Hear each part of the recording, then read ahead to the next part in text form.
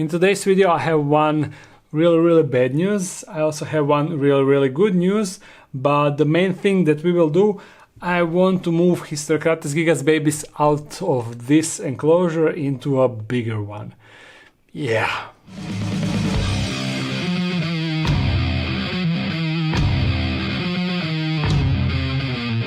And before I tell you what is the bad news and what is the good news, I need to prepare stuff for this enclosure. I already explained the situation in a recent video, but basically it is usually kind of tricky to me to open this enclosure because there is a lot of babies and they are getting bigger and bigger and bigger, and every time I open it I risk of them bolting outside. Now currently majority of them are hiding.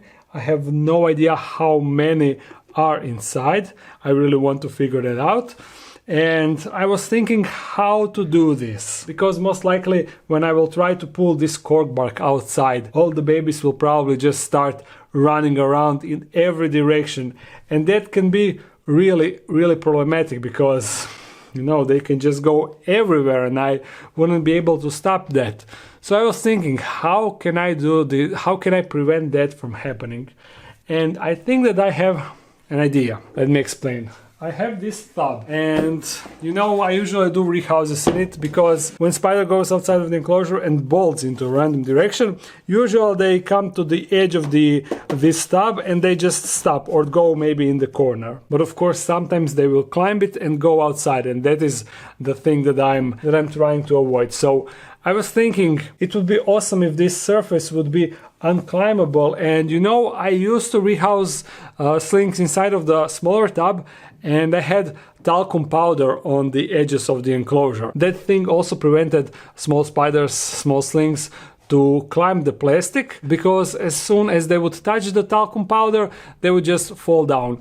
But the problem with that is a bit of that powder stays on the spider, and I'm not really sure if more of that stuff could actually hurt the spider. So that is why I don't really want to use it, because in this situation there is a chance that tarantula will try to climb outside multiple times, and that way it would get a lot of talcum powder on itself. So then I thought of a different approach. You know those stuff that you spray on your windshield that makes it super slippery so the water can't really catch on it and the water just slides from your windshield? I have that thing right here, and problem is I ordered it a long time ago for this situation, but I never tested it out, and the instruction is, you see, on Chinese, so I'm not really sure if once I spray it on the surface, do I need to like spread it around or if I just let it dry. I assume that I spray it and let it dry, but also with that I received this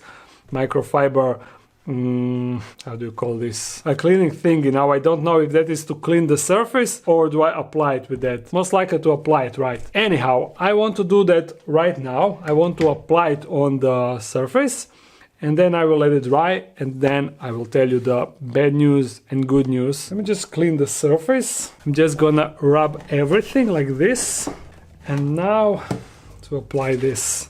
Oh, you see it is still unopened. There's a seal. And of course I have no idea if this will work. I didn't try it. This is actually a test. Maybe it will, maybe it will not, but we will know. Ooh, look at this blue liquid. Interesting. I have this pumpy thing, and now I guess we just spray.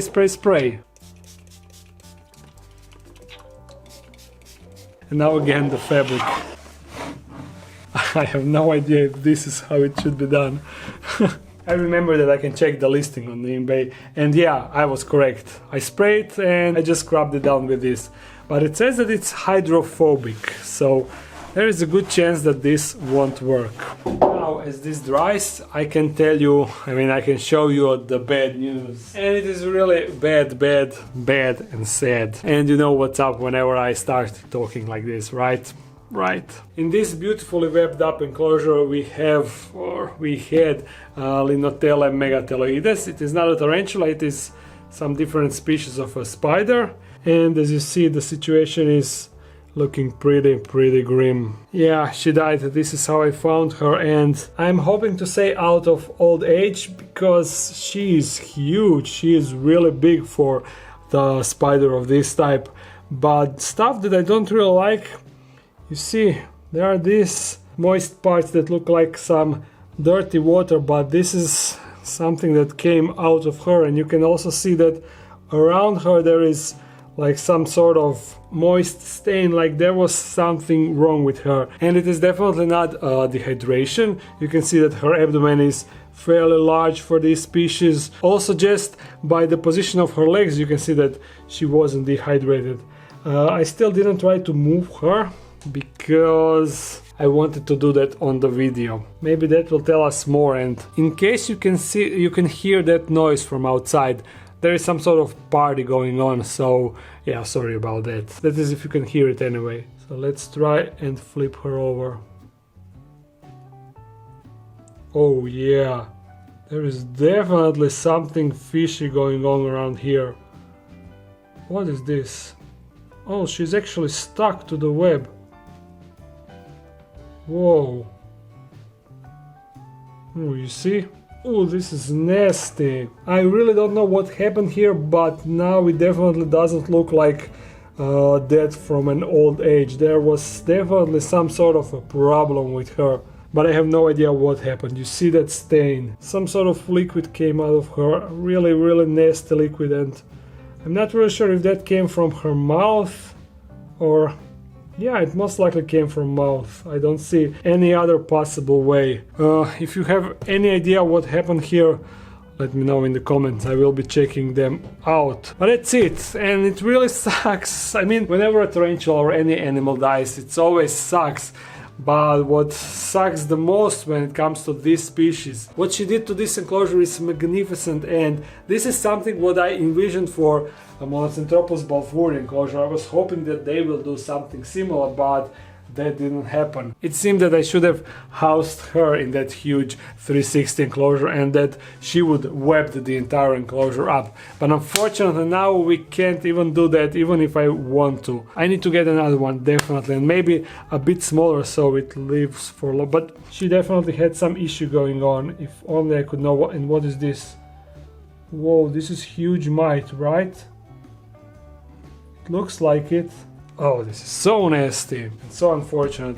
So this is the bad news. I think that I will freeze her and maybe try to preserve her in the future. I'm not really sure.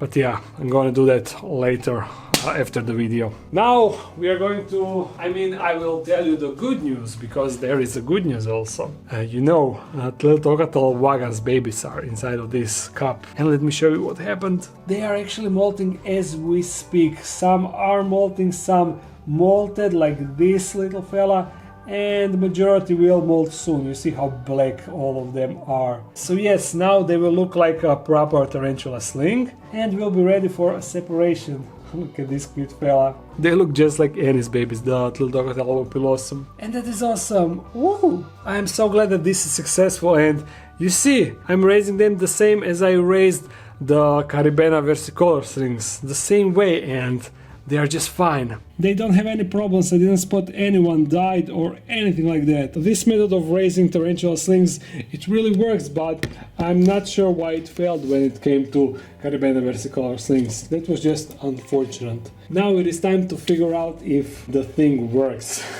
I will try to get just one sling outside to test it out. And I can see that we potentially had one candidate. And actually, I don't think that this angle will work. I will get another one. Catch cup, and let's see who will be the first volunteer. Maybe you, little guy, you wanna go out? Okay. Show us what you got. I will close it off as we observe. So, little one, can you climb that or not? So far, he's not even trying, but I will try to force him. Oh? Can you? No? Go. Oh! It seems like he can't. He tried, but he fell. So maybe this actually works. Now slowly. Oh no! Oh no! It doesn't work. Go down. Yeah, when he slowly strolls, he can just climb it, no problem. I don't know, maybe there is another solution. What I'm thinking that, let me just cup him. What I think that maybe I can do, maybe I can just take this whole cork bark and put it in new enclosure without them going too crazy. But what I wanted to count them and see how many of them are inside, and if I just move the cork bark with them inside, I will never know how many there are inside. What to do. Let's prepare new enclosure and then I don't know. I have the tub ready. I'll just put some substrate and I will try to do that. I really wanted to show you all of them being outside. That would be a really cool sight, but unfortunately I think that it is too risky, just way too risky.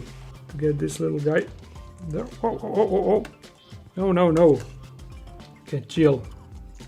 New enclosure, enjoy it. I know that it is super moist at the moment, but what can you do? Now wish me luck. Gently, oh. As I said, there is a lot of them inside. And God knows how many inside of the cork bark. I need light. You see? Plenty of them in the cork bark and then a lot of them in this substrate. This is crazy enclosure. I wonder if I could keep them forever like this. I know that some people had success keeping them together with the mother for a very long time, so yeah, I might try to keep them in one huge enclosure. I need better tactics. Just grabbing one by one, I guess. I'll try it like, oh, first one in, and I think that because the sides are wet, you see, maybe they won't try to climb. They just fall down. Excellent. Oh, no. You sneaky. Fall down. I guess we can go now in a time lapse.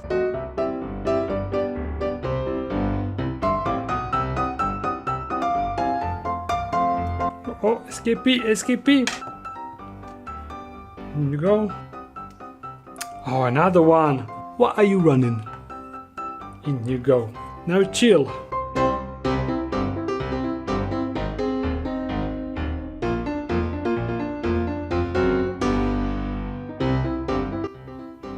In you also go. No. Okay, he fell on his own. Okay, now where is the lid? To just temporarily close them off while I check if there are more inside. Okay, straight off the bat I see two. One here and one here. A lot of molds. No, wait. Okay, were those the last? Nope, still one here. Actually, two more. No, that one is... I will get this one, okay. And now, this sneaky one. The little bolter. I think he fell. Are there more inside? It seems like this time we are really done. Gonna drop this whole substrate out. Oh no, another one. They're just emerging from everywhere. Look, is that it now? Nope, another one. In you go. Look, there is just no end to this. So many inside. He is in. I just wanted to say I think that we are done, but look, another one. They just keep emerging. Alright, all of the substrate is outside. And just one quick check.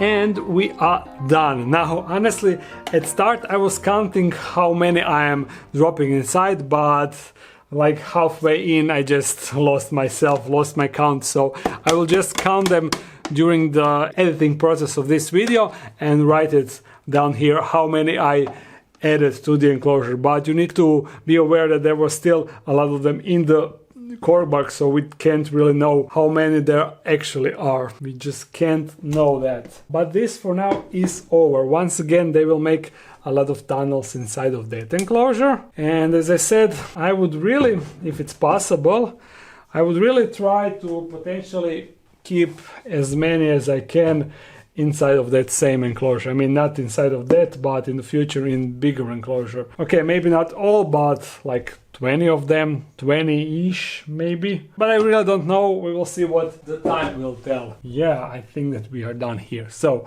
I hope that you enjoyed this video. If you did, thumbs it up and comment something. If you want to support this channel more, there's a Patreon page. If you're new to this channel, make sure to subscribe. I upload on Monday and Friday. So see you again soon. Bye bye.